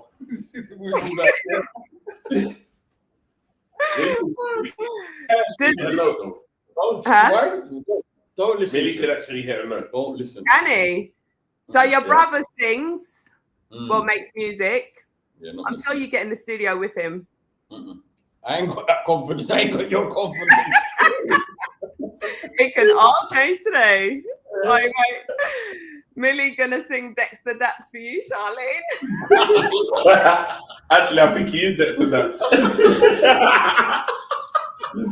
Hold on a second. Charlene, me a surprise. Take the hat off. What is this turning into still? I know, we came here to talk about football. Now it's X Factor. It's everyone's birthday. All right, I might as well just sing happy birthday. Yeah, no, I could tell you it's itching too, so let's. Are you guys gonna sing with me? No, because I feel like it will take away from your performance. Yeah. And what about the Man U fan? No, I feel like he'll sing along still. Do you want to be my backup? I said to him, does he want to be my backup? I can't still, you're Arsenal supporter. Oh, don't do that. See that? Salty, That's salty. why I said backup. I know. I'm gonna deal with him. Bottom of the table. I'm gonna deal with him off camera, so I can't have man talking like that to you. Exactly. What is he going on? What did he say? Why have you moved to that seat and started move from there to there and start talking wicked and bad, bro? Like you come closer just to start badding us up. What's going on? What, has he moved further away from you guys? No, he's moved closer. Oh, okay. He's Wait, moved no. back to- It's like he wants us to hear his voice. No. He's warming up. That's where it is. Wait, Arsenio is saying that sing it with. Did I say it different again? Yeah, you did indeed. All right, I'll just say AW. That might be easier. He's saying that sing it with a Jamaican accent. Yes, please. Do you guys like my Jamaican accent? Char, don't let these lot draw you out. I know. Rennie B tapped into a hidden pleasure there talking about singing Jennifer Lopez, you know. I know.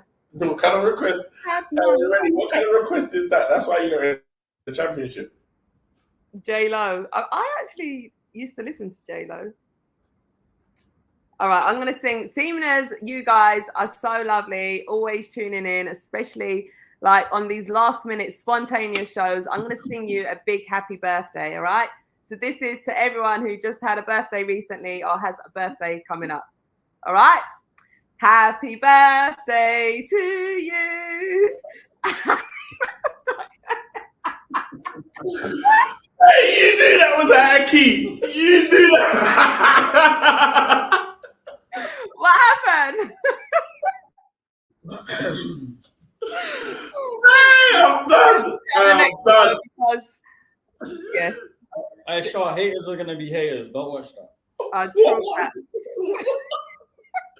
Sing Tupac. You want me to rap?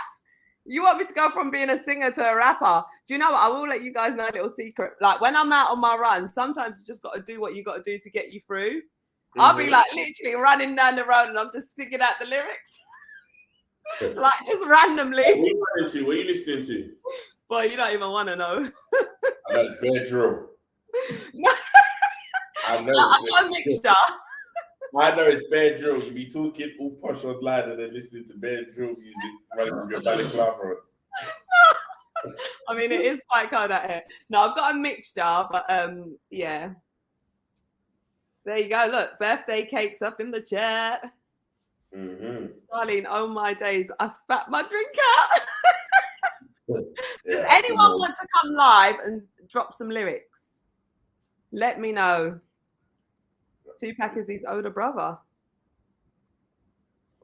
Oh, what country are you guys all based in as well? Do KSI rapper? I don't know KSI. Where we're from? No, as in the chat, because we get like a worldwide audience. So. Huh? I'm Jamaican. Prove it. What do you mean prove it? What? Don't I look Jamaican? What is going on? I meant your accent.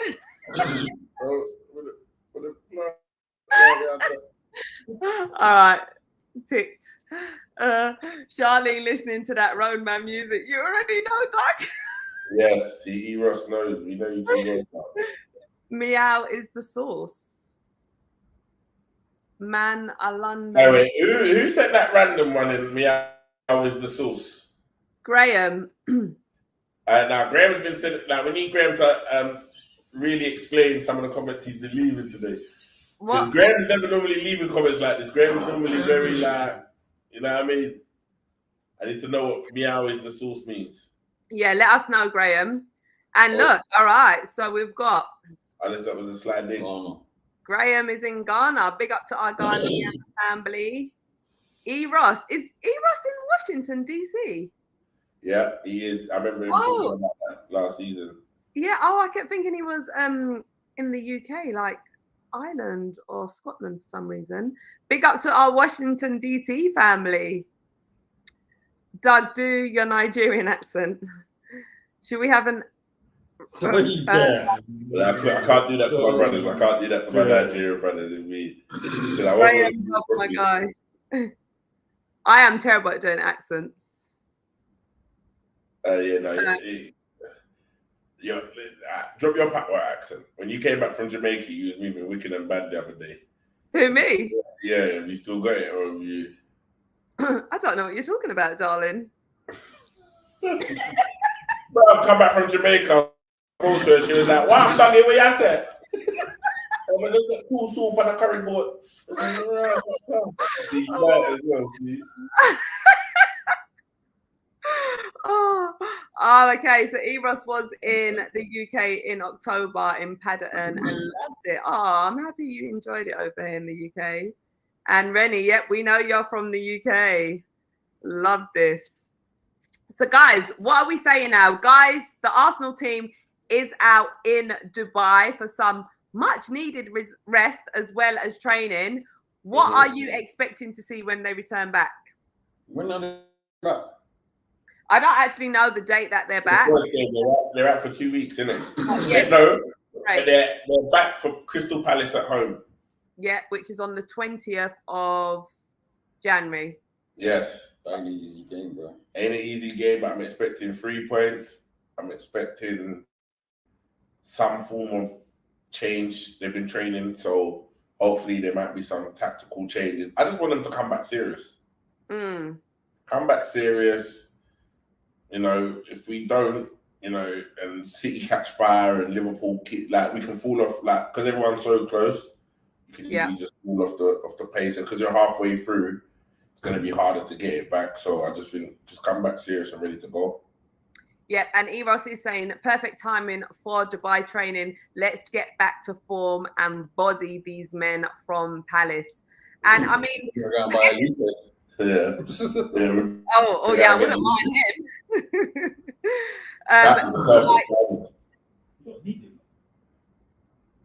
I guess it's quite hard to remember, you know, what's the conversations happening there? No, because he said that we don't need Elise, but he's only saying that because Man United are linked with him. 100%. That's how I do it. No way that signing's happening. Yeah, no way. No way. I just like to say, who is going to want to go to United? No one's going to that graveyard. Well, Sancho's gone to Dortmund. How does he feel about that? Good for him. Yeah, that was a bit of answer. Yeah. No, actually, it's good for him. No, it's good for him. Yeah, it's good for him. him. Thing is, he will do well. He will do, like, I guarantee you, give it a month or so, he's gonna be doing his thing. Yeah. Yeah. Exactly. I mean, as a young player as well, and he was part of the England team. That's what he went through this year with Man United is very, very, very extreme. Yeah. Yeah. not great. Well, hopefully he'll go back there, flourish, and show the qualities that he has got. Yeah.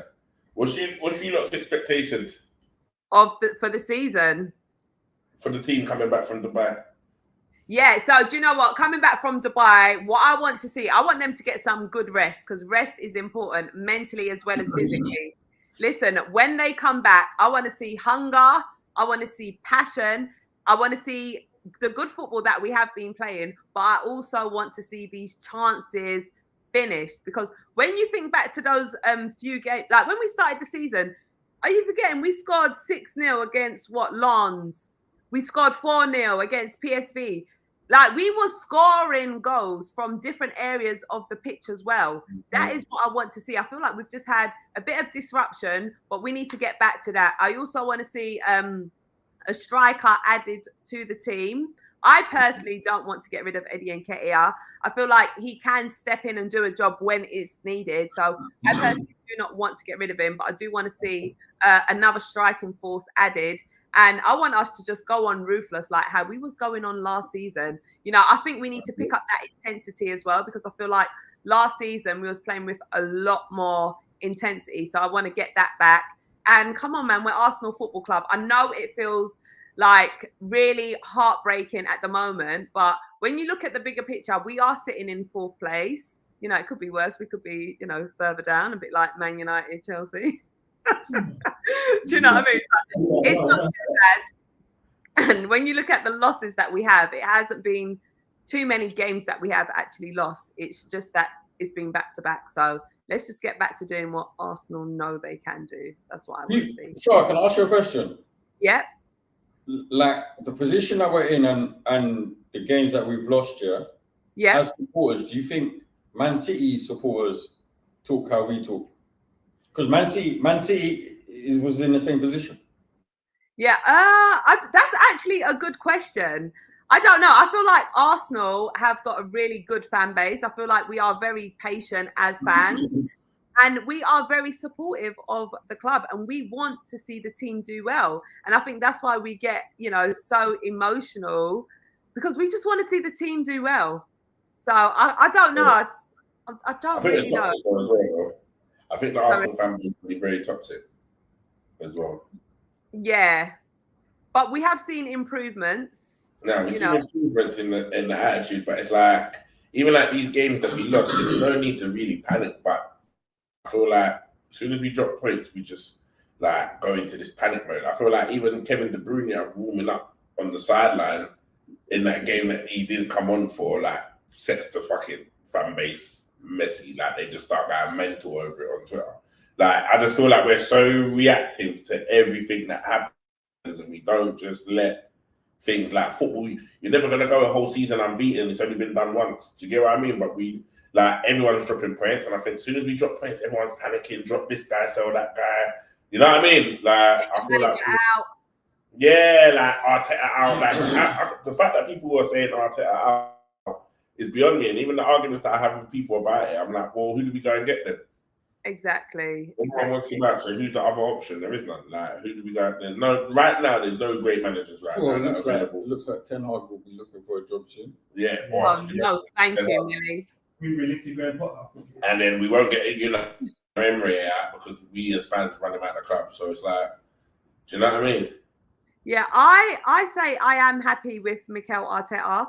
And you're right, Doug, with what you're saying. The fan base is very reactionary. One little mistake and it's like, oh my God, big panic. But it's like, just calm down, take a moment, we'll bounce back.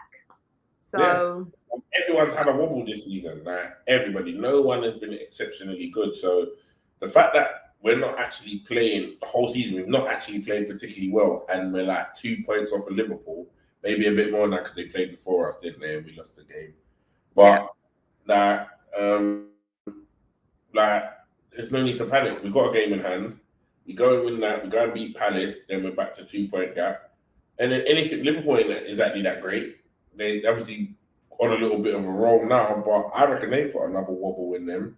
They've lost Trent. Trent's injured. So, You're 5 points with the same games. Say 5 points with the same games. You just wanted to clarify that, yeah? Yeah. Cool. But anyway, yeah, so What's Man They United? got a wobble left. Everyone, I feel like everyone's got a little wobble, and I hope Arsenal may not have a wobble.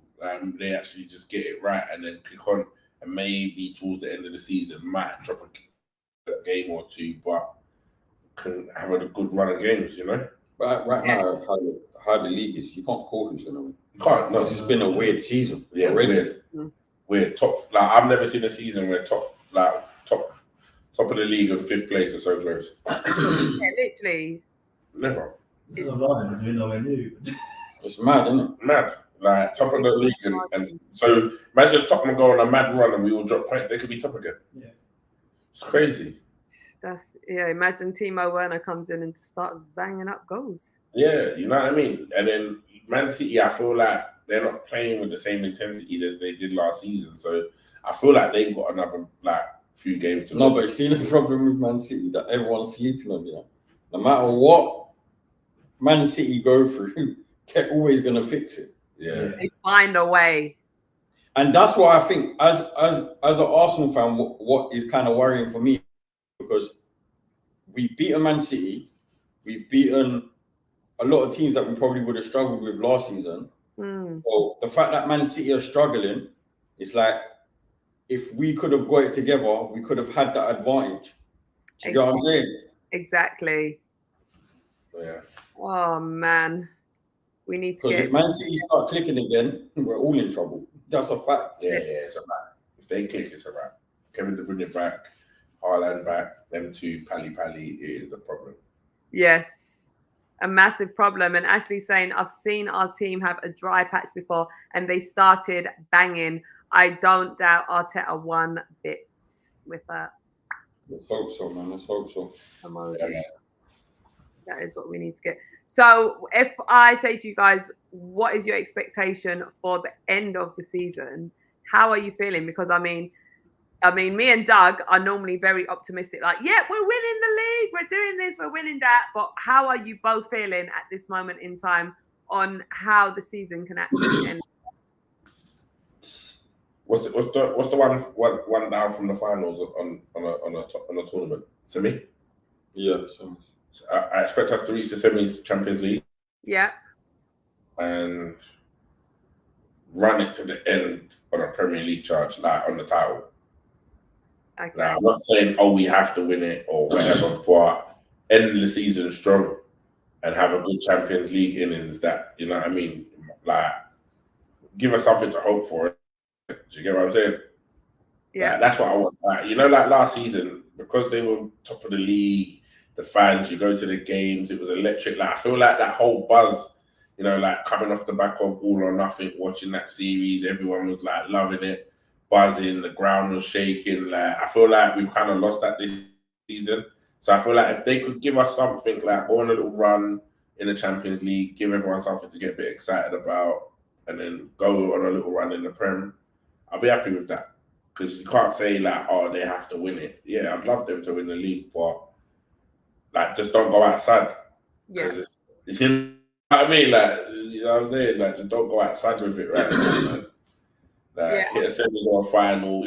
But the thing is, you make it to the final, you want to win it, innit? Like, exactly. You know what I mean? So if they make it to the final, I'm expecting to bring home the bacon. But yeah, I just want the season to end good, man. Yeah, and Ashley is saying same thing, Doug. I think we can at least get to the semis or the final. How are you feeling, Millie? Realistically, how the season's going now, and with this whole striker talk, and in the rumors saying that we can't buy certain players because of financial fair play, blah blah blah, I would take top 4 and Champions League. Winning Champions and League. A lot of people say that's unrealistic, but Liverpool won the Champions League when they had a terrible season. Chelsea's won the Champions League when didn't have a great season. Yeah, it's doable, it's possible, and anything can happen when you're in the knockout stages. And I'll be honest, when you look at the Champions League and the way that we played in the Champions League and the way we can play, I think a lot of teams won't want to play us. A lot of teams in the Champions League. I think a lot of teams on our best day, I think a lot of teams in the Champions League would struggle against us. Put it this way, no one wants to get drawn against Arsenal. But yeah, like I said, if we just how the season's going now, I would take top 4 in Champions League. Yeah, I think that would be progression. Oh, that'd be massive progression. And Eros is in agreement saying facts, Millie. Arsenio saying facts, Millie. Well said, bruv. Arsenal can still win this league as well. Imagine doing the double. I mean, that'd be an absolute. We can dream. Oh, yeah. Do you know what? But you're right. Champions League isn't impossible. Like, it's knockout football. Anything can happen in knockout football. Like, you think we could get good draws all the way to the final. Teams could get knocked out. Like Real Madrid, whoever they're drawn against, could get knocked out. You know? Do you know what it is? It's like now you have to look at it in the sense of we're in a position that we've done well in the group, right? Yeah. And once you get into that knockout stage, if you play every game with the belief, and that you're gonna win this game and keep progressing, I genuinely think they've got a team that can do it. That team can get to a final. And then you think even if you was to meet Man City in the final, we beat them already this season. Exactly. You get me? But you just don't want to go to a final, play a team like Man City, Real Madrid. Tottenham did it. Tottenham got to a final. Yeah. So we can do it. I know we can do it. Nothing more to say on that. And Eros saying, I'm dreaming, of course, but we still can. Anything is possible. Could do a mad double this season. Oh, imagine. Eros, it's nice to dream. Big fam. Never know. We could do it. Brabs. I mean, it seems like everyone is in agreement, which is nice. I've got nothing but love for the Gooners. So, the Gooners. Our Gooners. I'm presuming it will say. But listen, I'm in agreement with you guys. Oh. So what's yours? What's your expectations, Char? You didn't say. Do you know what? Ideally, I want to win something this season. We're out of all the cup competitions. It's literally just the Prem and the Champions League. If we can win one of those, then that would just be amazing. I don't mind which one. Just want to lift the trophy. So either one of those. And like you guys have been saying, you know, it is possible. We have got a good team. We do play good football. We just need to work a bit more on that finishing and we can make it happen. So I feel like we can do something this season. I am still feeling very optimistic and hopeful that we will win something. So either one for me. Fingers crossed it can work, man. Yes. Come on, Arsenal. Let's do it. I mean, we showed a lot of resilience last season as well. A lot of mental strength, resilience. Let's just get that back because we know we're capable of it. That's what I'm talking about. You know what I'm saying?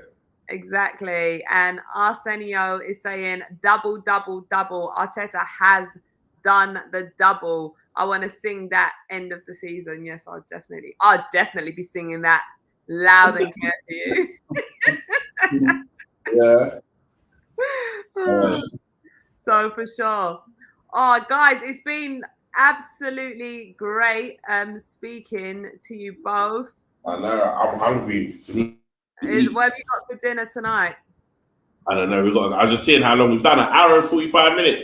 I said to Millie, "Yeah, don't worry, fam. We'll only be on an hour." Has Millie not watched our shows before? I know. I was like, "Yeah." I was the one telling it. Oh, so you lost the bet. Oh, shit. You lost the bet. I said it's going to be an hour. So what does that mean? That Doug's buying dinner tonight? Yeah, it does look like it still. Oh, what do you fancy, Millie? Archie's. You want Archie's? You know about Archie's in Manchester? No, what is that? It's American food, isn't it? Yeah, it's like American diner, but they do nothing that you eat. It's nothing like fruits and veg or nothing. It's more like it's not none of that. Mac and cheese. Like it's like no lentils and that. Well, darling, I had ackee and saltfish today, actually. Oh, did you? Yes, I did. Oh, say no more. But they do like buttermilk chicken with waffles. Oh, okay. Chicken and wings and chicken. Their waffle, what is it? What is it? Some special. Their waffles pink inside, Char. Yeah. Pink inside. Yeah, inside's pink. But my man, when he went there, he went and bought some peri wings that taste like hellfire. I bought them wings from hell, blood. When I tasted one, bro, it instantly was heating off my face. Like, can you imagine me eating that? Send Live, bro.